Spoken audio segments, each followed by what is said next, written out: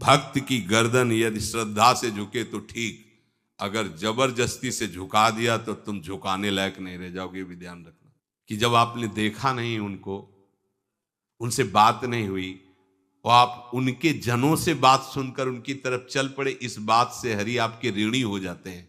भगवान इसी बात से ऋणी हो जाते हैं। बस ये बात आप हृदय में बैठा लीजिए। जैसे लोग प्रश्न करते हैं ना कि हमने भगवान को देखा नहीं, भगवान क्यों, हम कैसे, किसी की बात तो मान लो ना। आप मान लो, वो तो आपके अंदर भी बैठे हुए हैं, वो आपको इतना प्यार देने लगेंगे।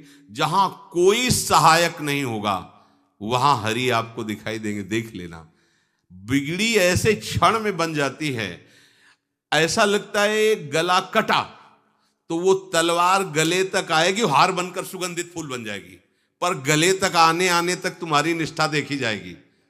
नहीं नहीं, बस मेरे हरि का यही विधान, वो आते आते हार बन जाएगी, वो तलवार तुम्हारा गला नहीं काट पाएगी।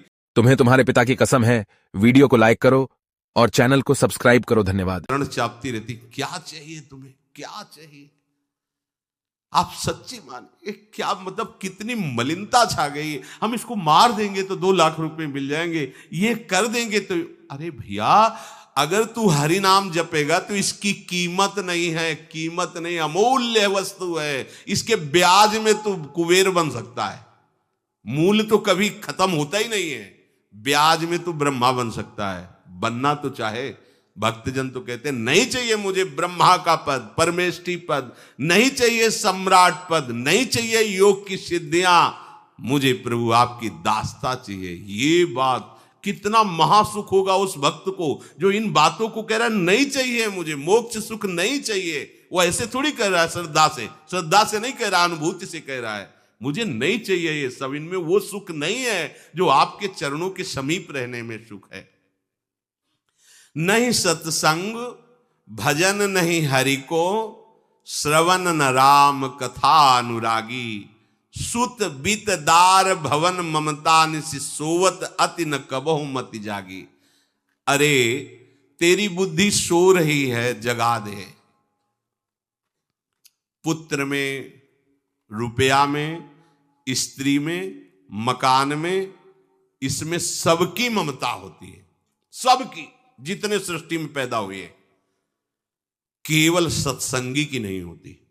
जो असली सत्संगी है उसकी ममता प्रभु के चरणों में होती है, क्योंकि वो जानता है सब रूपों में प्रभु ही है, ये सब पसारा प्रभु का ही है, इसलिए ममता उसकी प्रभु के चरण। एक अहमता ममता ये जग में है दुख जाई, ये जब श्री जी की ओर लगे तो होत परम। जाग जा, बिना जागे दुख दूर नहीं हो सकता।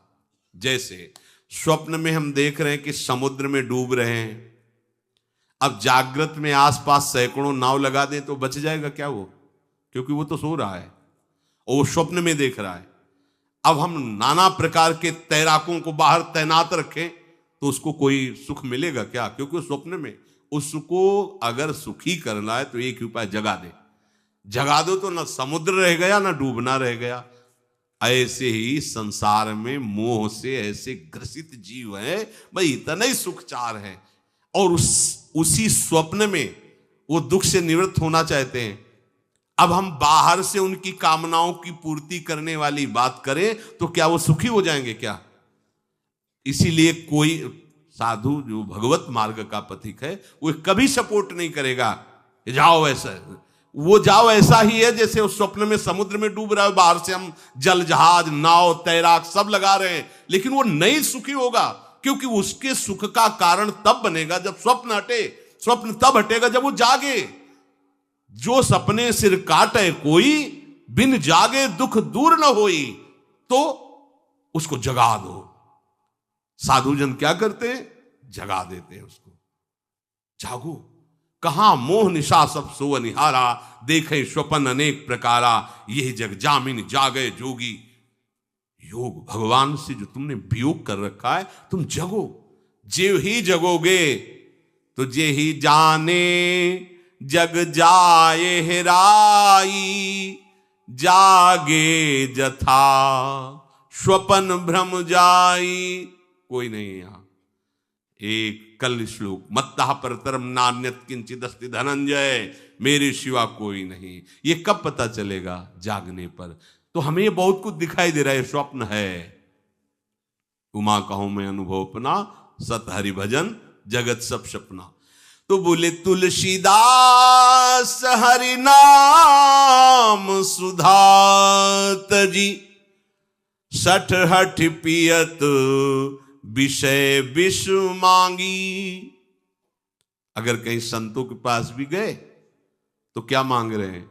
हठ करके विषय विष मांग रहे हैं। वो आत्मदेव नाम के एक ब्राह्मण थे, सब कुछ समृद्धि थी, संतान थी नहीं, बड़े दुखी गृहस्थी में। हमारा कुल चलाने वाला होना चाहिए। बड़ा भ्रम बैठा हुआ है, हमारा कुल चलाने वाला नहीं, तो सब बेकार, जीवन ही बेकार हो गया।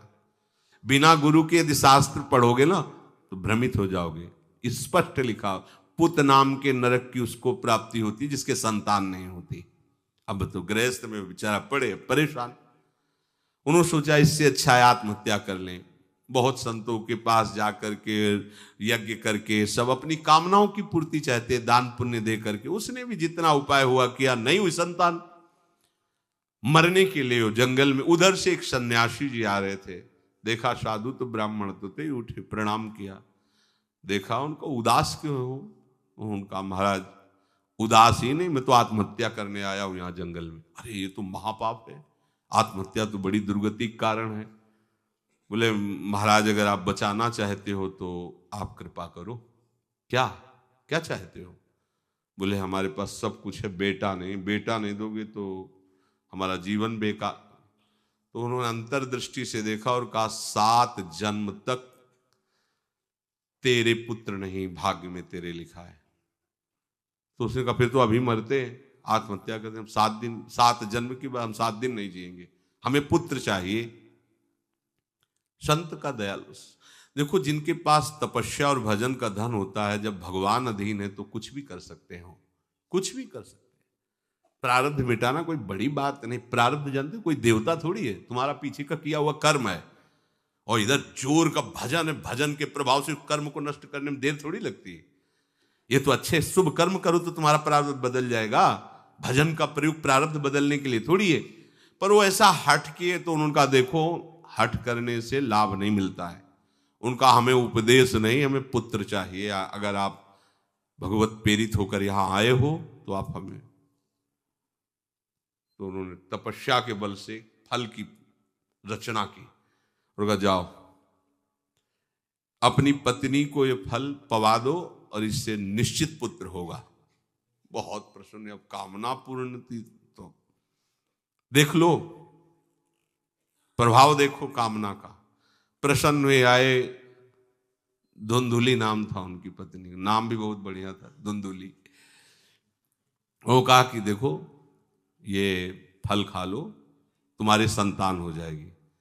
बहुत मीठी बात बोलती थी, मृदुभाषी, कपट हृदय।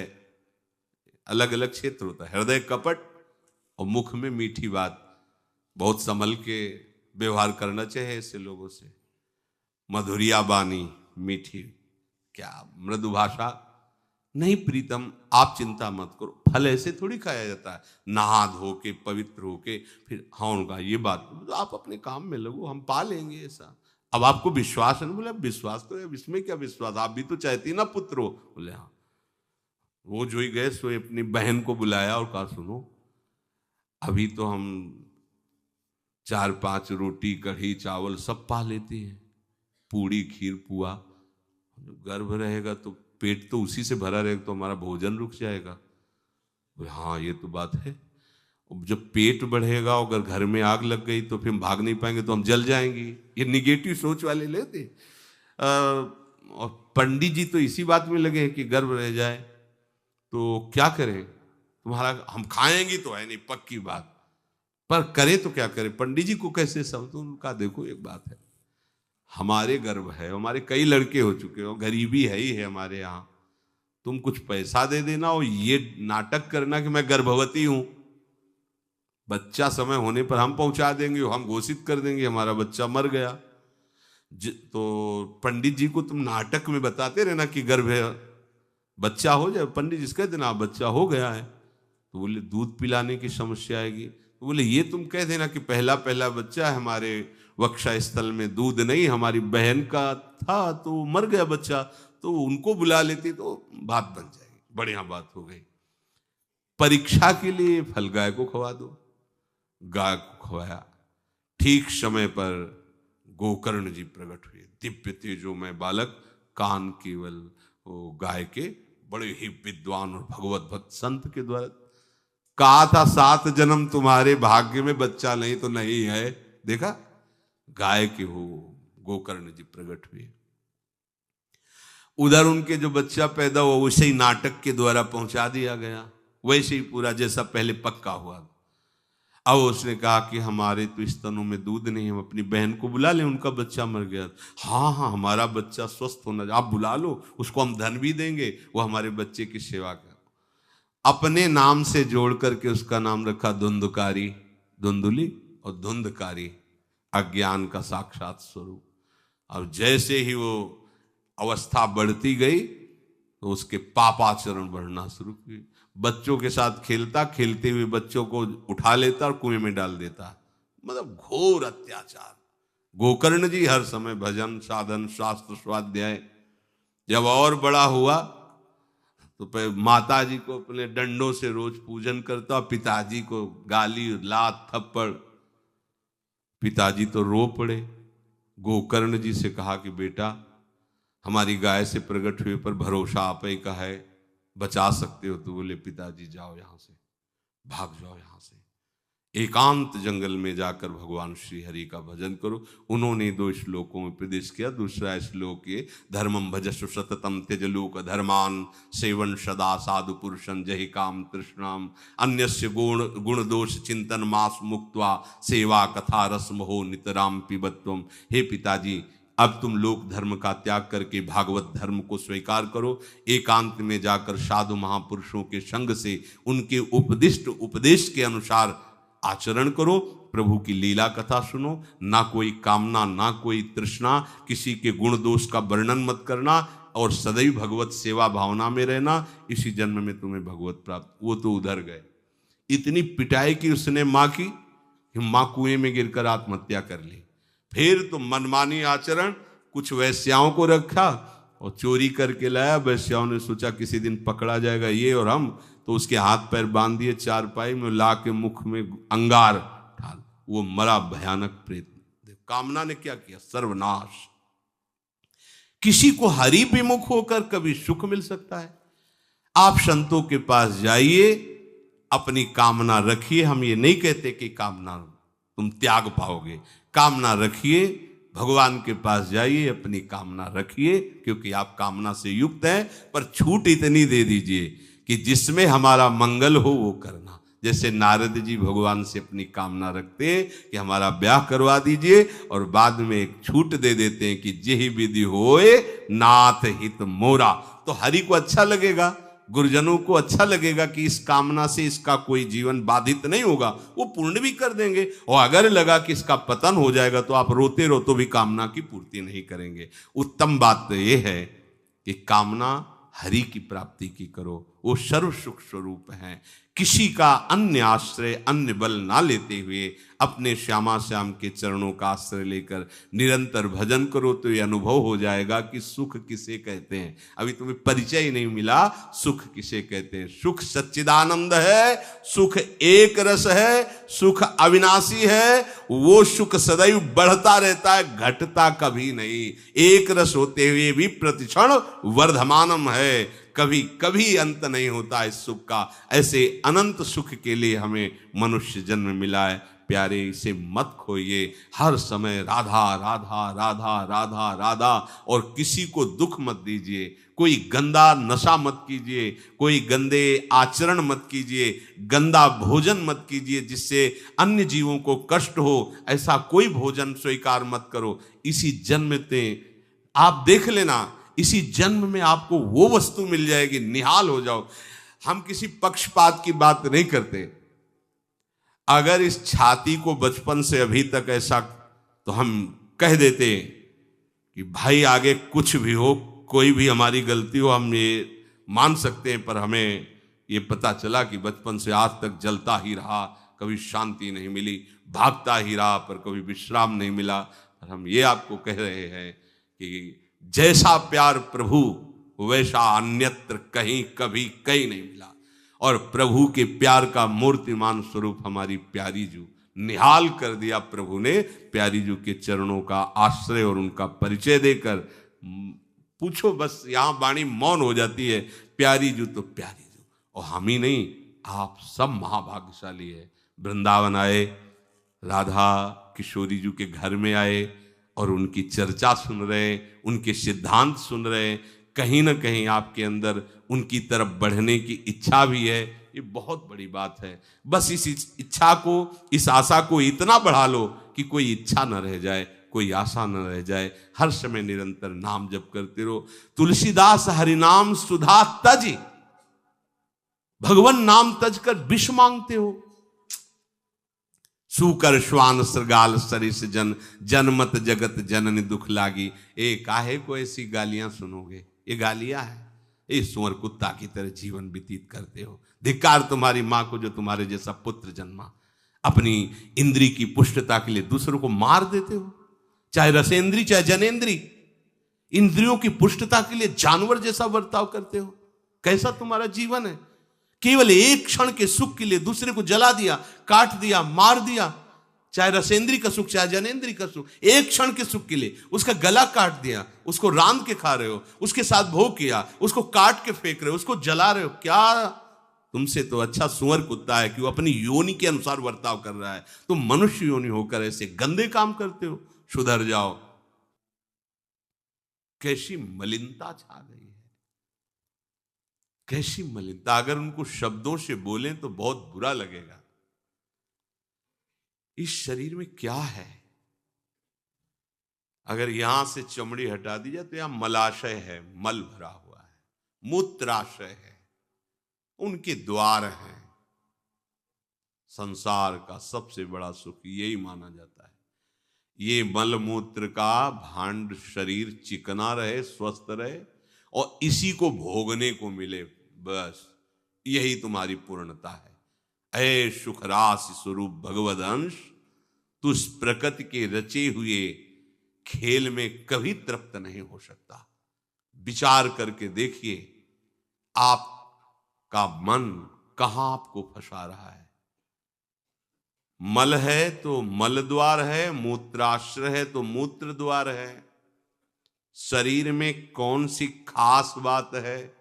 पूरा जीवन इस शरीर का केवल नाना प्रकार से भोग करना। रसेंद्री अपनी तरफ, घ्राणेंद्री, नेत्रेंद्री परेशान है। इसमें खास बात कौन सी है जिसमें तुम्हें तृप्ति लग रही है। कौन सी खास बात। अगर तुम मलमूत्र के द्वारों में खेल रहे हो तो मलमूत्र के कीड़े से बढ़कर तुम्हारी योग्यता नहीं। समझिए, आप समझिए, वो भी जीव है, भगवदंश, जो मलमूत्र का कीड़ा बना हुआ नालियों में डोल रहा है। तुम भी तो उसी नाली में तो डोल रहे हो। यदि भगवदंश होकर भगवान नाम जप नहीं कर रहे हो, अपने स्वरूप को नहीं समझ रहे हो, चिदानंद सुख की तरफ आकर्षित नहीं हो रहे हो, तो गोस्वामी जी कह रहे वे अभागी हैं। हम लोग अपने को बड़ा भाग्यवान कब मानते हैं, जब विषय भोगों की बाहुल्यता हो जाए। देखो कैसी बुद्धि भ्रमित हो गई है। अभाग्य को हम भाग्य मान रहे हैं। बड़ा आश्चर्य होता है। कैसा मतलब, अगर उनको बोलना अच्छा नहीं लगता, पर यह है कि समझ जाओ तो भाई समझ जाओ। जिन अंगों को छूने के बाद कई बार पवित्र करने के लिए रज आदि लगा करके, उन्हीं अंगों पे तो आसक्ति है तुम्हारी। उन्हीं अंगों को तो तुम सर्वस्व सुख समुद्र मान रहे हो। क्या है। बहुत बार जन्मे हो, मरे हो, भोगे हो प्यारे, ये एक बार प्यार कर लो हमारे प्रभु से, एक बार कर लो। ये भ्रम बिना भगवद आश्रय के भव भय भंजन पद विमुख अभागी। ये माया का, अविद्या का भ्रम नष्ट करने वाले जिनके चरणारविंद हैं, उन श्री हरि से तुम विमुख हो। अरे अभागी, तुम नरक तुल्य भोगों को भोग रहे हो। ये बिना सत्संगी के ये शब्द नहीं पचा सकते आप, क्योंकि आप उसी में रमण करते हैं। आपको लगेगा क्या है, फिर जिंदगी क्या रह गई। अरे अभी देखा क्या है, जिंदगी क्या है। निहाल हो जाओगे, नाच पड़ोगे, मस्त हो जाओगे। किसी का कोई भय नहीं, कोई चाह नहीं। सौंदर्य समुद्र, प्रेम समुद्र, ज्ञान समुद्र जब प्रीतम गले लगाएंगे, निहाल हो जाओगे। पर चाह तो है मलमूत्र के शरीर को गले लगाने की। चाह है इसी को, ये स्वस्थ रहे, खूब विषयों को भोगूं। कैसी दुर्बुद्धि छा गई है, और बढ़ती चली जा रही है दुर्बुद्धि। ये ऐसी तृष्णा बढ़ती चली जा रही है, पूछो मत। सावधान हो जाओ प्यारे, बहुत कम समय है, तुम्हारा शरीर छीन लिया जाएगा, जबरदस्ती छीन लिया जाएगा। ना चाहते हुए तुम्हारे शरीर का नाश हो जाएगा। मान लीजिए एक चंद समय है, कुछ समय है, जिसे तुम 80 साल 100 साल समय ऐसे गए। ब्रह्मा जी के लोक में एक कमल की पंखुड़ी ऐसे छेदी जाए तो मृत्यु लोक का 1 वर्ष हो जाता है। कितना तुम्हारे पास समय। हमारी रात सोने में चली जाती है, दिन नाना प्रकार के भोगों के संग्रह के लिए, कमाई के लिए, भोगों के भोगने के चिंतन में चलिए। हमारा सच्चा जो मार्ग है, जो सत्य मार्ग है, जहां सुख मिलना है, हमारे पास समय नहीं उसके लिए। किसी से बात, हमारे पास समय नहीं है। वाह, समय का बढ़िया सदुपयोग कर रहे हो, परिणाम तुम्हें समझ में आएगा। गोस्वामी जी कह रहे हैं कि निशिवासर रुचि पाप असुचि मन। ये मन अपवित्र हो चुका है भोगों का चिंतन करने से। रात दिन पाप हो रहे हैं, समझ में नहीं आता कि हम पाप कर रहे हैं। एक सेकंड में हमारे मन की वृत्ति दूसरे के दुख को दुख नहीं समझती, उसे दुख देकर सुख भोगने के लिए आज्ञा दे देती है। करो बस, जितनी सुंदरता संसार में, उसके सबके मैं भोगता बन जाऊं। मलिन मन, यहां कुछ सुंदर है क्या?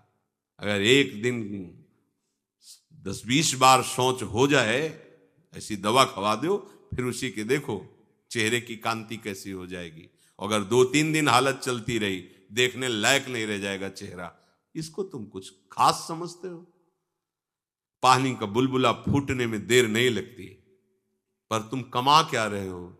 एक कर्म भूमि है, तुम यहां आए हो अच्छे कर्म करने के लिए, प्रभु की प्राप्ति के लिए, महासुख प्राप्ति के लिए। पर कह रहे निश्वासर रुचि पाप, रुचि पूर्वक पाप कर रहे हैं। छल पूर्वक आपने किसी का धन अपहरण कर लिया, किसी की हिंसा कर दी, व्यभिचार कर लिया। आप अपने मित्रों में बैठकर अहंकार पूर्वक बात करते, तुम्हें पता है मैंने इतने रुपए उड़ा दिए, उसको पता भी नहीं चलने दिया। पता है तुमने आज हमने उसके साथ एक गलत किया, कोई कुछ नहीं कर सकता। इतने वीर नहीं हो। वही कर्म तुम्हारा जब फलीभूत होगा, तुम्हें ब्रह्मा भी नहीं बचा पाएंगे, त्राहिमाम बोलने का अवसर भी नहीं रहेगा। देख लेना, देखने लायक नहीं रह जाओगे। सावधान हो जाओ। देखो ये सत्संग है तुम्हें सत्य वस्तु की अनुभूति कराने के लिए। तुम जहां असत में राख किए हो तो चुभेगा, तुम्हें जलन पैदा होगा। हम चाहते हैं कि तुम्हारे हृदय में ये बात लगे और तुम्हारी शूरवीरता जागृत हो, जो भगवद अंश की है, और तुम असत का त्याग करके भगवत मार्ग के पथिक बनो। खलिमति मलिन निगम पथ त्यागी। ये भगवत वाणी गीता जी, श्रीमद् भागवत जी और भी भगवत प्रेमी महात्माओं के वचन, ये महासुख के लिए हैं। तुम इनका त्याग करके मनमानी आचरण कर रहे हो, बहुत समय नष्ट कर रहे हो, आप पछताना पड़ेगा। ऐ खल, अपनी मति को असत आचरणों में मत लगा, अपनी दुष्टता को मत बढ़ा और गर्व करता है कि मुझे कोई भी परास्त। तुम हो क्या? हो क्या तुम? एक सेकंड में दिल की गति रुक जाए, तुम हो क्या? कुछ नहीं हो, कुछ नहीं रोक सकते हो। सावधान हो जाओ।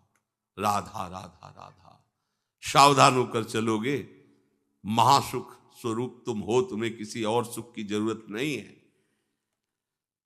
हमारी दुर्दशा ऐसी क्यों है? नहीं सत्संग, सत्संग केवल भगवत प्राप्ति के लिए होता है। बड़े भाग पाइप सत्संगा, बिनय प्रयास होई भो भंगा, ये मनोरंजन नहीं है। इसीलिए सत्संग मिलना दुर्लभ होता है। अगर भगवद वार्ता किसी को प्रसन्न करने के लिए, उनके मन को घसीट करके अपनी वासनाओं की पूर्ति के लिए किया जाता, उसे सत्संग नहीं कहते। हम ऐसा बोले कि सामने वाला प्रभावित हो और अपनी जेब से पैसा निकाल के हमारे पास रख के हमारे ऊपर श्रद्धा करे, हमारा प्रणाम करे, हमारी यश कीर्ति हो, ये सत्संग नहीं है। हमारी बात मानकर सच्चिदानंद प्रभु में इसका मन लग जाए, संसार के भोगों से इसका मन हट करके अपने स्वरूप में स्थित हो, प्रभु में लगे, उसे सत्संग कहते हैं।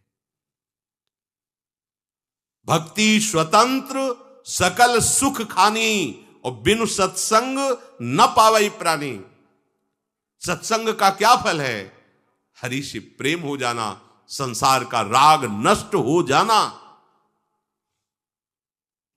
सत्संग का सीधा फल है प्रभु से प्रेम होना। अगर प्रभु से प्रेम नहीं हो रहा, आपको अपने दोस्त सत्संग में बैठने पर जला नहीं रहे, तो सत्संग नहीं हो रहा, मनोरंजन हो रहा है। जहां सभा में बैठने से आपके आग लग जाए, इतना गलत मैंने किया, इतना मैं गलत हूं, कब मैं इससे हो, जान जाओ कि सत्संग हो रहा है। जहां श्रवण से आपका हृदय दाह युक्त होने लगे, धिक्कार हमारे जीवन को, मैंने ऐसा किया, धिक्कार हमारे जीवन को, मैं कैसा जी रहा हूं, कब ऐसा अवसर आएगा जैसा बताया जा रहा है मैं ऐसा चलूं, मतलब सत्संग हो रहा है। नहीं सत्संग, और इसका फल हरि भजन। तो बोले भजन नहीं हरि को। आप इतना दान करें आपको इतने गुना मिलेगा, आप ऐसा करें ऐसा हो जाएगा, 100 में 10 रुपए दान करें 90 आपके पवित्र हो जाए। सत्संग नहीं, ये सत्संग नहीं। 100 में 90 अपने मानिए और 10 हमें दे दीजिए, इसे सत्संग नहीं कहते। 100 के 100 का अभिमान त्याग कर प्रभु के चरणों, वो 100 है, 100 को स्वीकार मत करो तो जीवित रहोगे, 100 को स्वीकार कर लिया तो 100 हो जाओगे। 100 का मतलब समझते हो? जिन हरि भगत हृदय नहीं आनी, जीवित सब समान ते प्राणी। जीवित सब जिंदा मुर्दे के समान, ते नर नरक रूप जीवत जग। किसी भी वस्तु का अहम और ममत्व न रह जाए और प्रभु में, यह सत्संग का स्वरूप। सत्संग का स्वरूप तुम्हारे मन को खुशी नहीं, तुम्हारे मन को मार देगा। सत्संग का स्वरूप तुम्हारे मन को मार करके सच्चिदानंद प्रभु में लगा देगा। महाभागवतों के वचन, भगवान की वाणी तुम्हें भगवत स्वरूप में स्थित करेगी, प्रपंच का बढ़ावा नहीं। इससे प्रपंच का बढ़ावा होता है। गंदी नाली से हाथ धोगे तो तुम्हारे हाथ पवित्र हो जाएंगे, ये गंदी नाली। अधर्म का आचरण करके तुम सोचो उसमें दान कर दे, कभी पवित्र नहीं होने वाले। भ्रम मत करना, दान शब्द वहां लगता है जो धर्म पूर्वक कमाया हुआ है। 4 रोटी कमाई, 1 रोटी किसी भूखों को दे दो, ये मंगल होगा। पापाचरण करके, हिंसा करके, व्यभिचार करके, छल कपट करके कमाओ और उसके बाद सोचो दान लगेगा ही नहीं। और जो स्वीकार करता है, धर्म का सहायक होता है, वो दोनों को दंड मिलेगा, दोनों को दंड मिलेगा। बहुत सावधान। सत्संग हमारे नाना प्रकार की वासनाओं का नाश करता है, वासनाओं को बढ़ावा नहीं देता। आप ऐसा करो, गृहस्थ हो, दान धर्म से युक्त हो जाओ।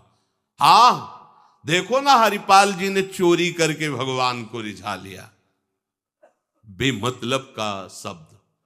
हरिपाल जी ने सर्वस्व समर्पित करके प्राणपण प्रभु की सेवा, साधु सेवा का भाव लेकर के फिर वहां खड़े होते थे कि इसका भी मंगल हो जाएगा, जो भगवत भी। अगर रामकृष्ण बोल दिया तो बोले नहीं, नहीं, अपने सुख के लिए नहीं, अपने सर्वस्व का न्यौछावर करके कोई ऐसा दिखाई दिया जो रामकृष्ण हरि से विमुख है, उसका अर्थ लेकर संत सेवा में लगा दिया। पहले अपना सर्वस्व नाश करो, समर्पित करो, फिर देखो तुम्हारे अंदर स्थिति क्या आती है, फिर उसके अनुसार चलो। देखे, बेईमानी को दान नहीं कहते, बेईमानी को धर्म नहीं कहते, ये भ्रम मत करना। कभी ऐसा दान भी मत करना, नहीं तो दुर्गति से बच नहीं सकते कि हमने अमुक रुपए कमाए पापाचरण से, चलो संतों का भंडारा कर देते। सैकड़ों संतों की बुद्धि भजन से बिलक करने का जो पाप होगा तुम भोग नहीं पाओगे। मत देना कभी संतों को, जो तुम्हारा पाप का कमाया हुआ धन हो, कभी मत देना संतों को। उन्होंने जीवन अर्पित किया प्रभु के लिए। अगर तुम्हें पवित्र होना है तो प्रणाम करो, उनकी बात मानो, इसी से तुम्हारा मंगल हो जाएगा। और धर्म से यदि कमाया है, 4 रोटी है, 1 दे दो, मंगल हो जाएगा।